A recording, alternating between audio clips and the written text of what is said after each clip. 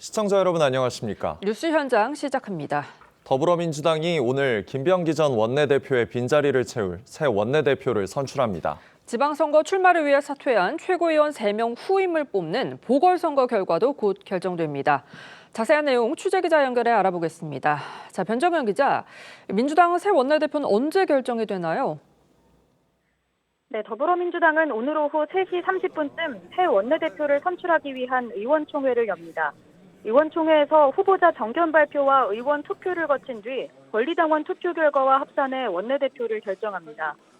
원내대표 선거엔 한병도, 진성준, 박정, 백혜련 의원 총 4명이 출마했습니다. 첫 투표 합산 결과에서 과반 득표자가 있을 경우 바로 당선자를 결정하지만 과반 득표자가 없으면 결선 투표를 실시합니다.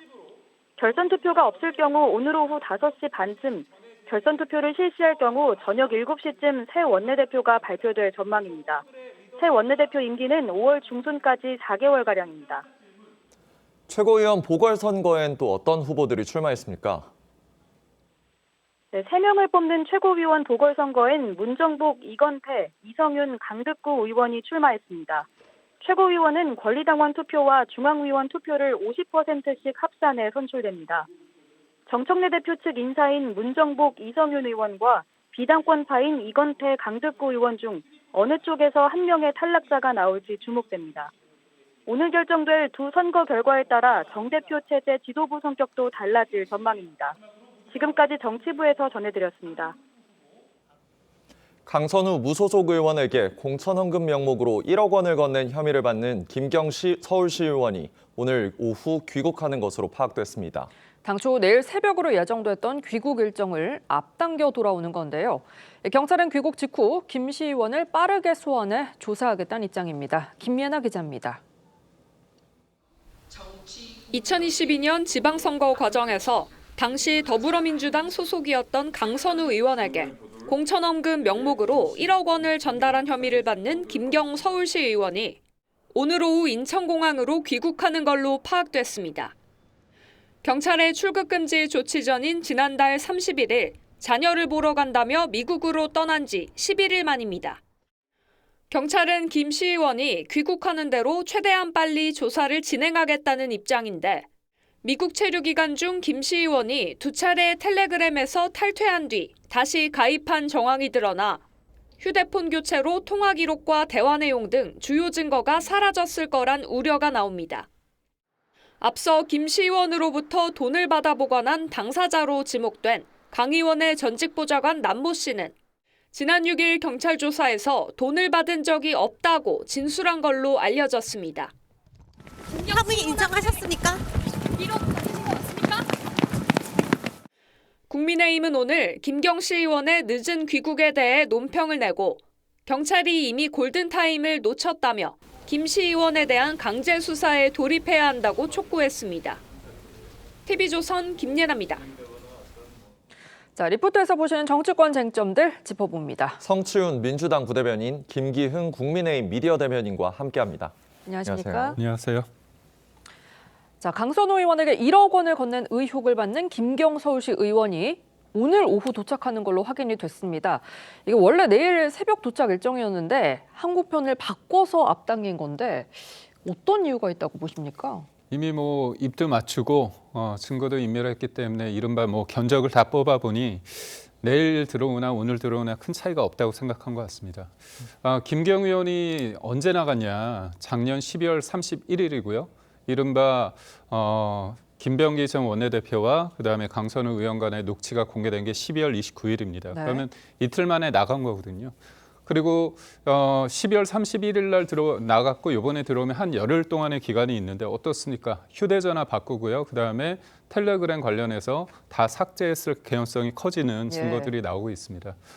그리고 자술서를 썼다고 하지만 그거는 강선우 의원이 한 얘기하고 똑같은 거 아닙니까? 네. 돈을 줬는데 돈을 돌려받았다는 겁니다. 네. 그럼 돈을 줬기 때문에 죄는 있겠지만 즉시 돌려받았다고 하면 좀 법적으로 다툴 여지가 있다. 그래서 녹취가 분명한 상황 속에서 그리고 공천이 이루어지지 않았습니까? 컷오프 돼야 됨에도 불구하고 심지어 단수 공천을 받았고 본인이 공천 받아가지고 의원이 된 이후에 또 어떤 일이 있었냐? 강선우 의원이 국회의원 신분으로 이례적으로 이 김경 의원이 원내대표 할 수 있도록 일일이 전화를 했다는 거 아닙니까? 그렇다면 내가 나한테 돈을 줘가지고 내가 굉장히 불리한 상황에 있었던 그 사람들 간의 그런 관계라고 볼 수 없습니다. 그래서 충분히 강선우 의원을 위해서 내가 입맞출 여지가 있다. 그것이 또 본인한테도 도움이 되기 때문에 이렇게 보면 뒤늦게나마 경찰의 조사를 받기 위해서 입국하는 게 아닌가 싶습니다. 네. 네, 일각에서는 이 김경시 의원이 입국하는 즉시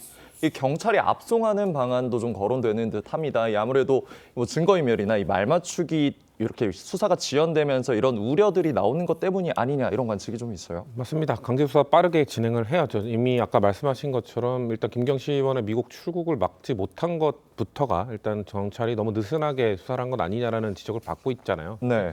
미국에 갔다고 했을 때도 처음에 뭐 아들 보러 간다고 했다가 결국에는 뭐 CES 행사장에서 사진이 찍히면서 아들은 보지도 못하고 왔다라고 하기 때문에 말씀하신 것처럼 증거 인멸을 위한 시간 벌기 목적으로 미국 간 것 아니면 비판을 받고 있습니다. 그렇기 때문에 지금 뒤늦게라도 지금 돌아왔으니 강제 수사 빠르게 진행을 해야 되고요. 아마 이미 말맞추기나 증거 인멸은 전 이미 많이 진척이 됐을 거라고 봅니다. 그럼에도 불구하고 뒤늦게라도 뭔가 자택이나 뭐 사무실이나 다 압수수색을 해서 최대한 증거를 그래도 확보하는 것이 필요하다고 생각을 하고요. 아까 말씀하신 것처럼 이미 뭐 녹취는 드러나 있습니다만 김경시 의원이나 강선우 의원이 주장하는 결도 지금 똑같아요. 똑같은 변명들을 하고 있는 상황이기 때문에 저는 경찰이 조직의 명운을 걸고 이거를 어떻게든 수사를 해야 된다. 지금 경찰 조직이 올해 민주당이 추진하고 있는 검찰 개혁의 1년 선상에서 뭔가 본인들의 이 존재의 가치를 좀 보여줘야 되기 때문에 저는 이런 수사를 뒤늦었지만 좀 제대로 함으로써 그 가치를 증명해야 되는 시기가 왔다고 생각하고 있습니다. 예, 최근 김경시 의원 경찰에 제출한 자술서에서 금품을 전달한 혐의를 인정을 했습니다.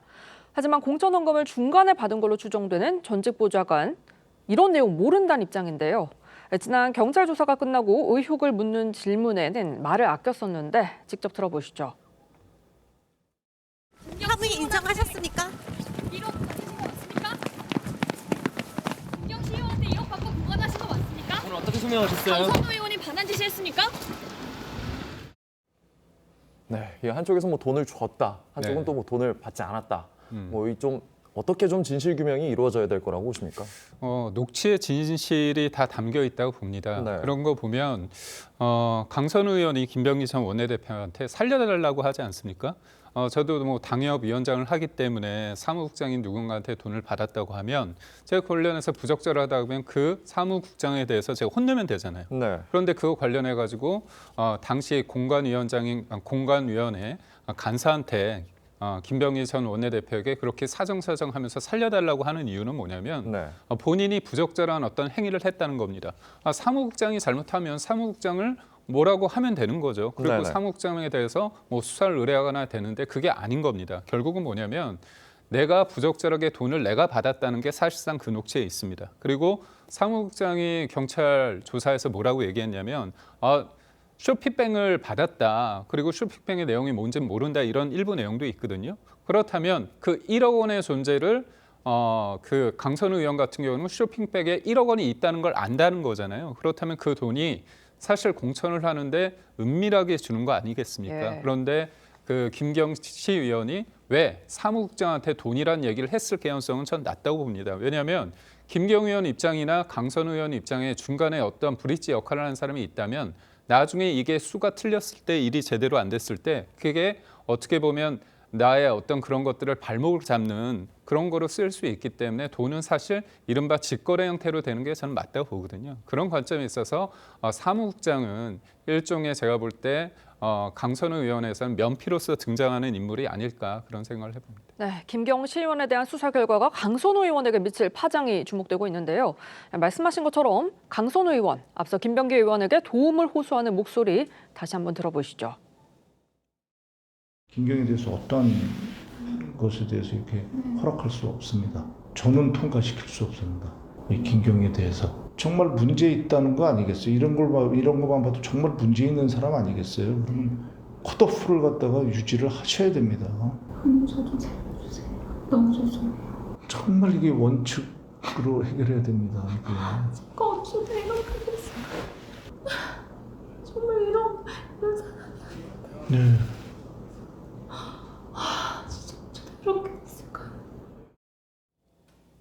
네, 김경실 의원 오늘 오후에 입국을 하게 되면 사실상 이제 조사가 본격적으로 진행이 됩니다. 이 조사 결과에 따라서 이 강선우 의원에게 미칠 파장 어떻게 보십니까? 우리가 또 방금 녹취를 다시 한번 들었습니다만 저 녹취에 사실 모든 게 다 나와 있는 것이거든요. 네. 그렇기 때문에 김경시 의원이 아무리 뭐 증거 인멸을 했고 뭐 입을 맞춘다 하더라도 강선우 의원도 본인의 법적 처벌을 좀 피하기 어려울 거라고 봅니다. 네. 만약 아까 대변인께서 살짝 말씀을 해주셨습니다만 강선우 의원이 본인이 여기서 자유로우려면 돈을 받았다는 걸 인지한 즉시 그 보좌관을 뭐 해고를 시키고 그리고 김경시 의원에 대한 공천이 이루어지지 않았어야 돼요. 근데 네. 그 다음날 회의에서 본인이 주장해서 강선우 의원이 본인이 주장해서 김경시 의원 단수 공천을 만들어냈기 때문에 네. 결국 저는 그 공천 헌금성, 그러니까 뇌물성 돈을 받고 공천을 했다는 그 사실에서 자유로울 수 없을 거라고 생각합니다. 그렇기 때문에 아마 김경시 의원에 대한 수사와 이런 것들이 진척이 될수록 강선우 의원은 저는 의원직 유지 자체도 힘들어지지 않을까 그렇게 예상합니다. 네, 다음은 김병기 의원 소식 이어가 봅니다. 오늘 민주당에서는 각종 비위 의혹으로 사퇴한 원내대표에서 사퇴한 이 김병기 의원을 향해서 사실상 탈당을 촉구했습니다. 직접 들어보시죠. 김병기 의원에 대한 단호하고 신속한 조치를 요구하는 당원과 의원들의 요구가 날이 갈수록 강해지고 있습니다. 이제는 지도부를 향한 제명 요구 움직임까지 임박해 있습니다. 정청래 대표도 민심과 당심을 가장 중요하게 생각하며 많은 고민의 밤을 지새우고 있습니다. 김병기 의원께서도 본인이 그토록 소중하게 여겨왔던 애당의 길이 무엇인지 깊이 고민해 보시기를 요청합니다. 모든 가능성이 다 열려 있다고 이미 말씀드렸습니다.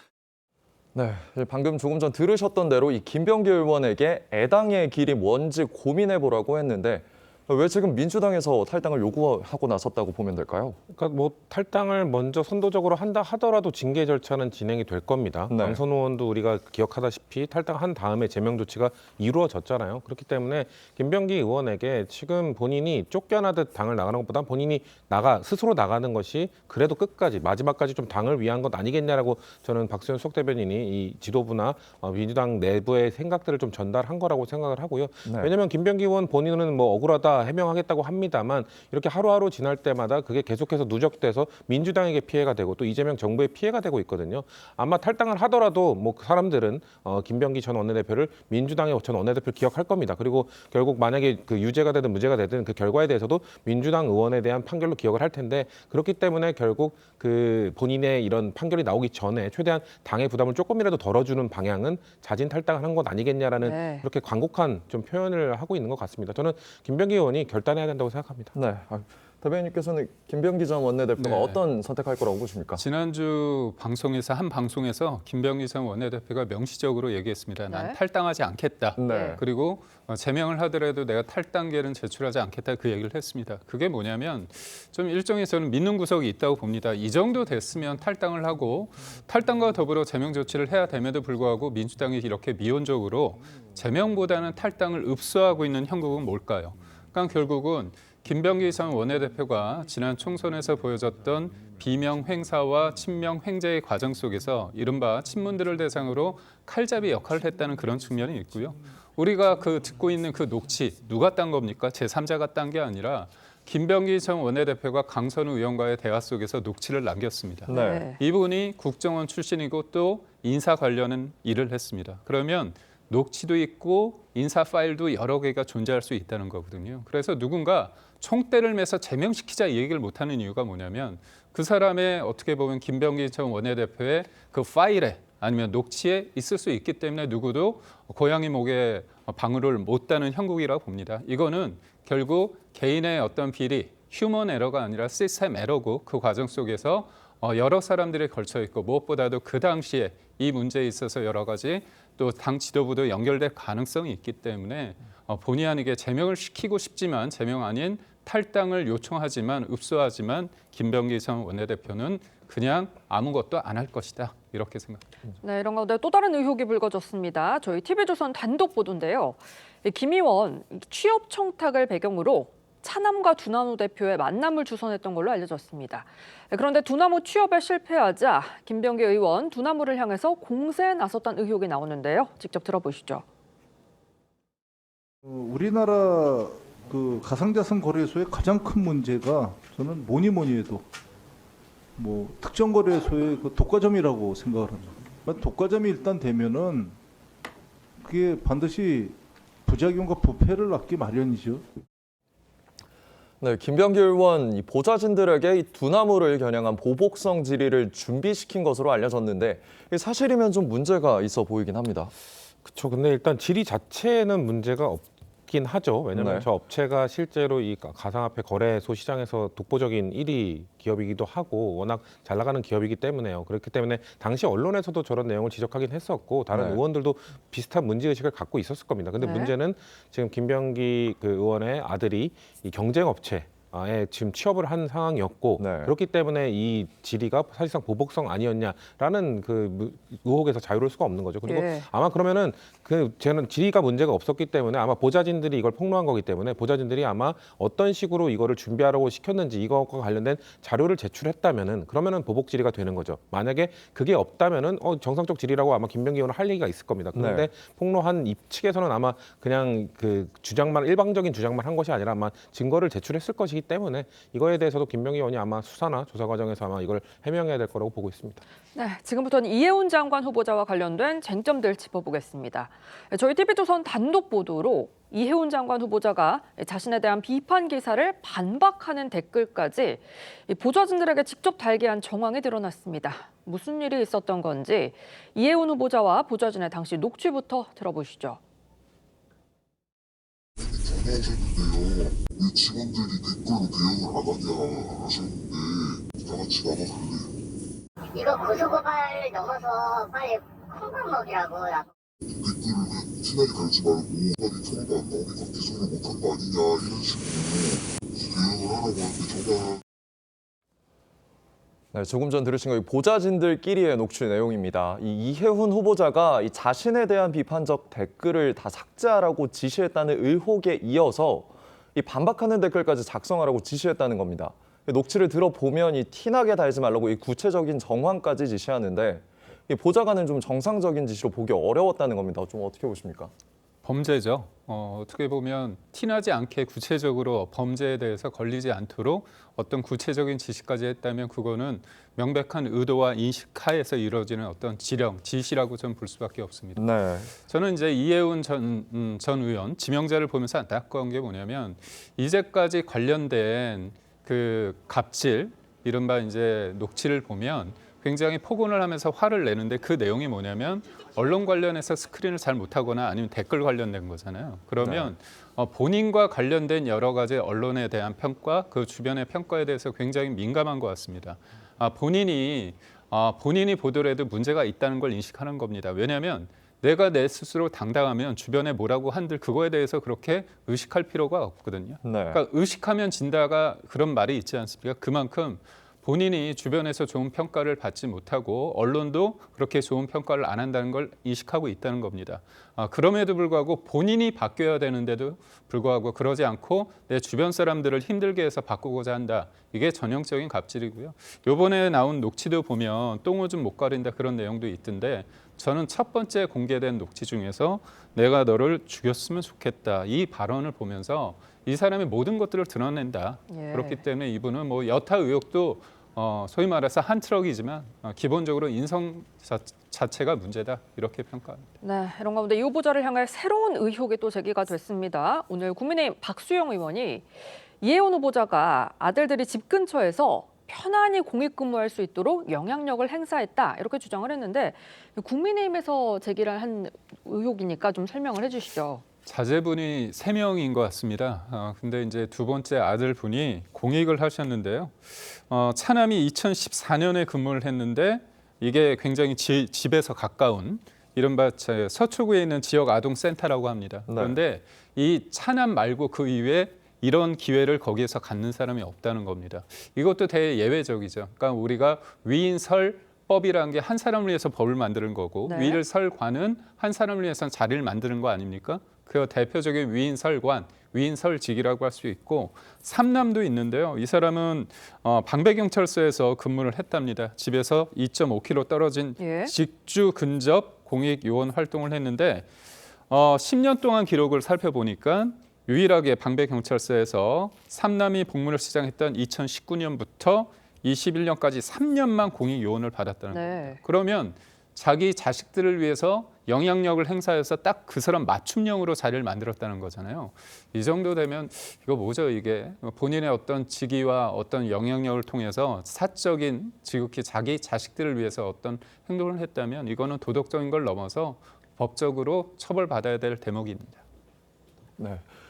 이 병역 문제 같은 경우는 사실 입시 문제와 함께 상당히 민감한 사안입니다. 이 이혜훈 후보자를 향한 민심에 과연 이번 의혹이 좀 영향이 있을 거라고 보십니까?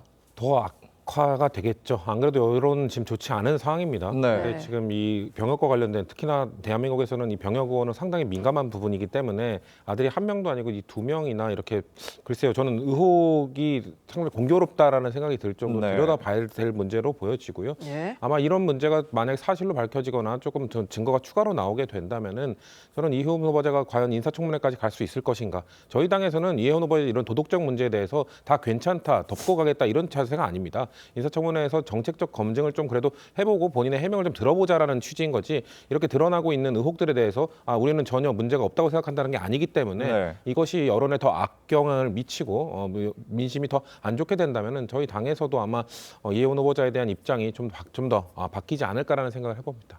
네, 청약 문제도 불거졌는데요. 이 후보자가 2년 전 부양 가족 수를 부풀려서 반포 아파트에 당첨됐다는 의혹과 관련해 이 국토교통부가 사실 확인에 들어갔습니다. 주진우 의원, 이혜훈 후보자보다 가벼운 사안도 징역형을 받았다. 지명 처리를 촉구하고 제가 있어요. 볼 때 지명체를 한 10번 해도 될 만큼 의혹이 많이 불거졌는데 네. 이 정도 되면 많은 사람들이 분노하는 지점입니다. 이른바 이제 로또 당첨이라고 해서 되신 분들은 좋지만 안 된 분들 입장에서는 좀 어떻게 보면 이게 왜 나는 안 될까 그런 생각을 하잖아요. 네. 그래도 그 안에서 어떤 룰이 작용된다고 하는데 이분이 아들이 앞서 말씀드린 것처럼 세 분이 있습니다. 근데 첫째 아들이 결혼을 했어요. 결혼을 했고 그다음에 세종시에서 국책연구기관 그쪽 연구소에서 일을 합니다. 세종에서 살았습니다. 근데 결혼을 했는데 또 신혼집은 용산에 있습니다. 네. 그런데도 불구하고 부양가족 수에 서초동에 그게 돼 있습니다. 그러니까 부양가족 아들 3명이 있기는 참 어렵잖아요. 요즘 시대에. 그러다 보니까 가점이 무려 5점이 생겼습니다. 네. 아들이 결혼을 하고 분가를 하고 그리고 세종과 용산에 산다면 당연히 거기는 들어갈 수 없는 겁니다. 이건 명백한 범죄거든요. 그렇다면 이 사람이 현금 39억을 통해서 분양을 받았는데 지금 집이 한 100억 가까이 된다고 합니다. 이게 엄청난 특혜 아닙니까? 네. 근데 그 과정에서 불법적인 어떤 요소가 있다고 한다면 저는 이거는 당연히 소위 말해서 뱉어내야 되고요. 처벌받아야 될 대목이다 이렇게 봅니다. 네, 이렇게 계속해서 의혹이 나오는 가운데 이 후보자 측 이 제기되는 의혹들에 대해 청문회 때 소명하겠다는 입장이죠. 이 후보자의 청문회 일정 19일로 잠정 합의된 상태인데 청문회 좀 어떻게 진행될 거라고 보십니까? 일단 청문회까지 갈 수 있을지가 걱정인데요. 지금 네. 일주일 이상 남았습니다. 네. 저희 당이 그래도 인사청문회까지 가자고 했던 이유는 이재명 대통령이 왜 본인과 정책적 방향이 다른 보수 인사를 임명했는지에 대해서 국민들께 설명드릴 필요가 있다. 그래서 정책 검증을 통해서 이 사람이 어떤 소신을 갖고 있고 이것이 이재명 정부에 어떤 도움이 될 것이고 이런 것들을 좀 국민들께 낱낱이 설명을 드려야 왜냐하면 앞으로도 이재명 대통령은 이 보수 인사, 폭넓은 인사 기용을 하겠다는 의지를 갖고 계시기 때문에 네. 그런 취지를 국민들께 충분히 설명드릴 수 있는 자리는 차라리 인사청문회밖에 없다라는 그런 취지거든요. 근데 지금 속속들이 터져 나오고 있는 이 도덕성 문제 때문에 과연 그때까지 버틸 수 있을 것인가? 왜냐하면 제가 아까 일주일도 더 남았다고 했잖아요. 네. 하루 지날수록 이거는 계속 이재명 정부에도 이재명 대통령에게도 타격이고 민주당에게도 지금 좋지 않은 영향을 주고 있습니다. 그렇기 때문에 지금 당 내에서도 그렇기 때문에 사실 지금 자제를 하자는 목소리가 지도부에서 나왔음에도 불구하고 이혜훈 후보자가 직접 자진 사퇴하는 것이 맞다라는 주장들이 계속 나오고 있거든요. 저는 하루가 넓게 좀 더 많은 의원들이 이런 얘기를 할 수도 있다고 생각을 해요. 그렇기 때문에 과연 19일까지 진행되기는 저는 인사청문회가 열릴 가능성이 점점 낮아지고 있지 않나 저는 개인적으로 그렇게 생각합니다. 네. 네, 지금까지 정치권 쟁점 짚어봤습니다.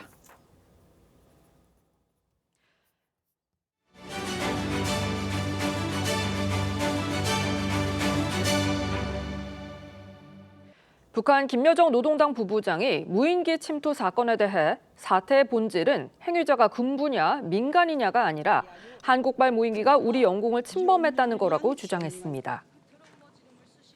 한국 국방부가 전날 북을 도발하거나 자극할 의도가 없다고 한 입장 발표에 대해서는 그나마 연명을 위한 현명한 선택이라고 평하고 싶다고 했습니다.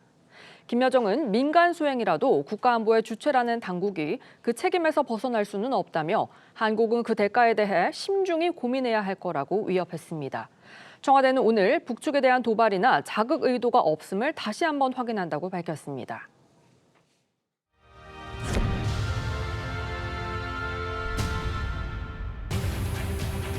특수한 전자전 자산들로 공격하여 개성시 개풍구역 묵산리 101.5고지로부터 1200m 떨어진 지점에 강제 추락시키었다.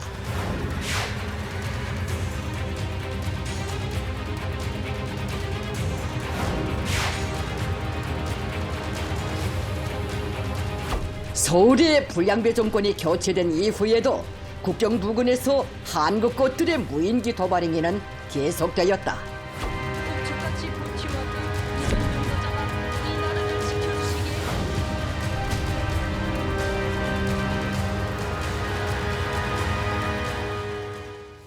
네, 지금부터는 주말을 달구는 사건, 사고와 북한 소식까지 짚어봅니다. 권창희 시사문화평론가 새로 모셨습니다. 안녕하십니까? 안녕하세요. 자, 북한 소식부터 짚어보겠습니다. 북한은 한국이 무인기를 침투시켰다고 주장하며 대가를 치르게 될 거라고 위협에 나섰고 국방부는 우리 작전이 아니라며 선을 그었습니다. 그러자 오늘 북한 관련 담화를 발표했는데요. 직접 들어보시죠.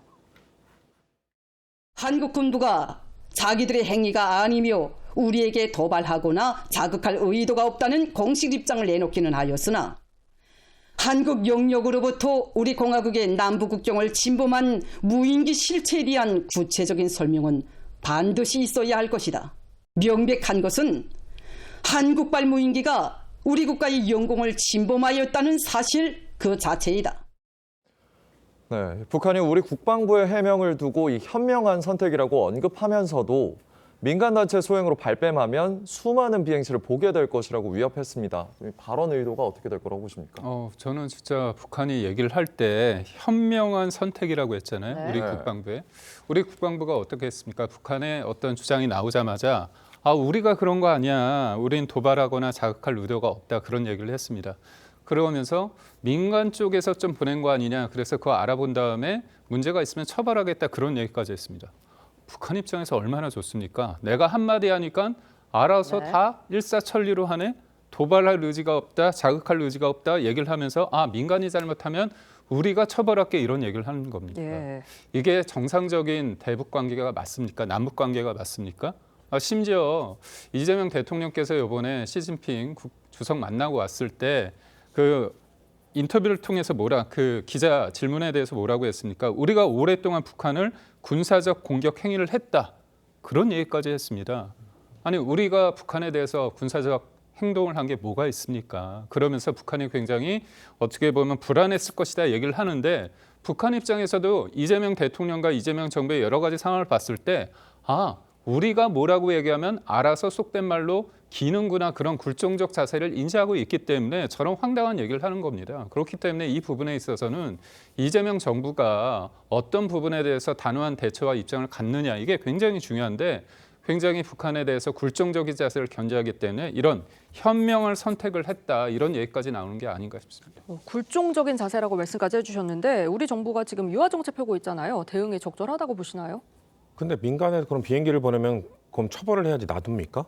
지금 전쟁을 도발할 수 있는 지금 접경 지역의 위험을 높일 수 있는 그런 행위들이 일어나면 당연히 조치를 취해야 되는 것 아닙니까? 네. 국민의힘은 어땠습니까? 지금 국민의힘 때 그 이재명 대통령이 이야기한 이유는 무인기 보내지 않았습니까? 물론 저희도 북한이 저런 말할 자격 없다고 생각합니다. 북한도 우리 쪽에 무인기를 보낸 적이 있고 그렇게 수차례 오물풍선을 보내지 않았습니까?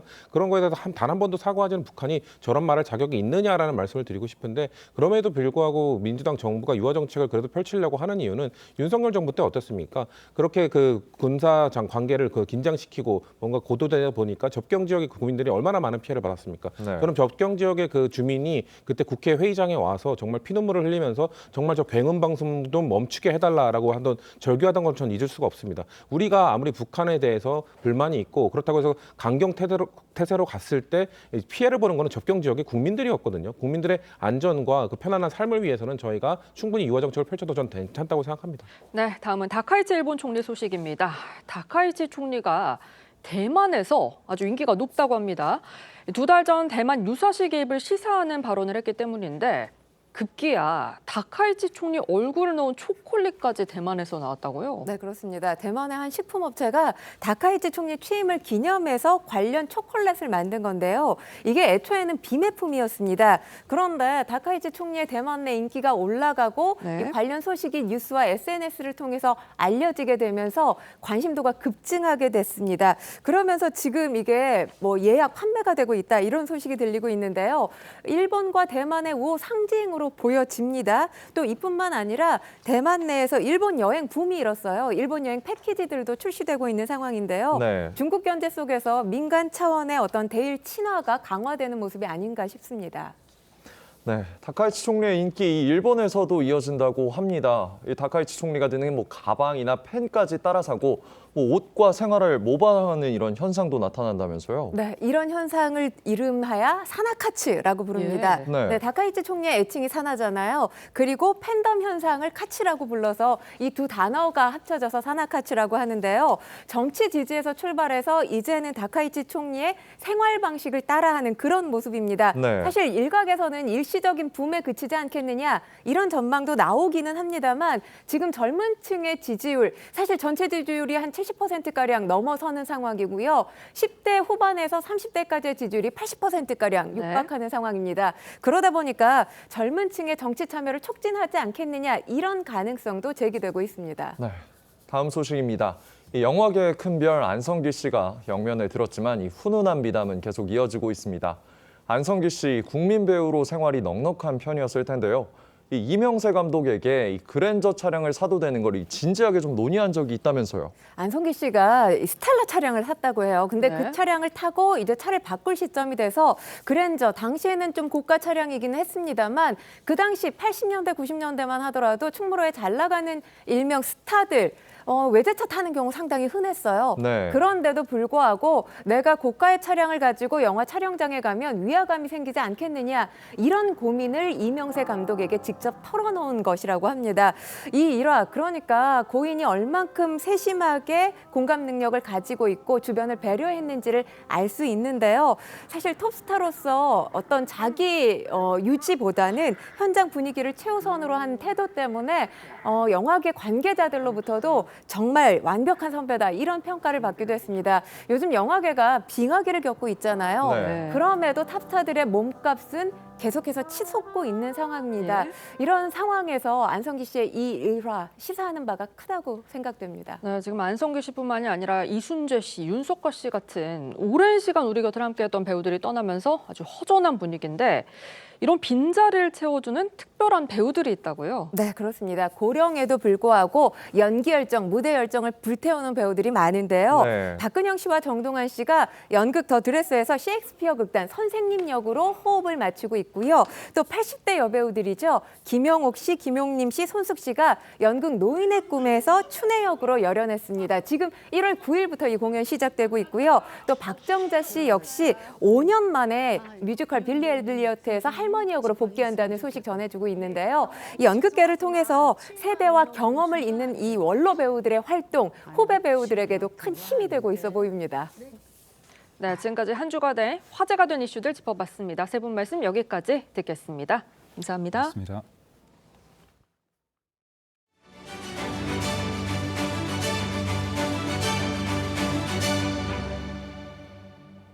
우리가 매일 먹는 쌀밥, 이 맛과 건강을 위해 여러 잡곡을 섞어 먹기도 하죠. 그런데 요즘은 서로 다른 쌀 품종을 혼합해 먹는 분들이 늘고 있다고 합니다. 취향의 시대인 만큼 내 입맛에 꼭 맞는 밥맛을 찾으려는 건데요. 쌀로 골라 먹는 현장을 장동욱 기자가 취재했습니다. 밥알이 크고 단단한 신동진 미부터 구수한 향으로 인기 있는 골든 퀸까지 각지에서 난 여러 가지 쌀 품종이 진열돼 있습니다. 다양한 밥맛을 비교할 수 있는 이른바 쌀 편집숍입니다. 신동진이라는 품종인데 이제 쌀알이 크고 단단합니다. 여기는 골든퀸 3호라고 누룽지 향, 팝콘 향이 나는 쌀로 좀 유명. 골든 퀸 단일 품종으로 지은 밥과 이 세 가지 다른 품종을 섞어서 만든 밥인데요. 지금부터 맛을 한번 비교해 보겠습니다. 씹는 맛도 되게 다양하고 그리고 이제 풍미가 더 깊은 느낌. 밥맛에 예민한 사람들 사이에 입소문을 타면서 단골도 제법 생겼습니다. 다양한 식감과 향을 동시에 느끼고 싶은 분들, 점점 미식가 취향을 찾아가는 어떤 라이프 스타일로 변모하고 있기 때문에 백화점 식품관에는 밥 소믈리에라는 직업이 새로 생겼습니다. 찰기가 많은 걸 좋아하시는 분들은 거의 진상. 꼬들꼬들한 식감을 좋아해요. 그거는 진상보다는 아마 현미 히토가 더 나으실 것 같아요. 전국 각지에서 재배한 다양한 쌀들을 소개하고 최상의 맛을 위해 커피처럼 여러 품종을 배합하기도 합니다. 찰진 밥, 부드러운 밥, 뭐 향이 좋은 밥, 단맛이 많은 밥 이런 식으로 이것저것 도전적으로 구입을 하시는 분들도 계시고 건강과 밥맛 사이에서 고민하는 고객들에겐 도정 비율도 추천해줍니다. 현미 눈이 그만큼 살아있다는 거죠. 그러니까 건강을 생각하시면은 뭐 3분도 5분도 이렇게 많이 하시고 부드럽고 약간 쌉싸름한 느낌도 있는데 그게 좋아서 약간 먹거든요. 한 끼를 먹어도 제대로 먹으려는 미식의 시대. 우리 쌀의 다양한 맛과 매력이 새롭게 다가오고 있습니다. TV조선 장동우입니다.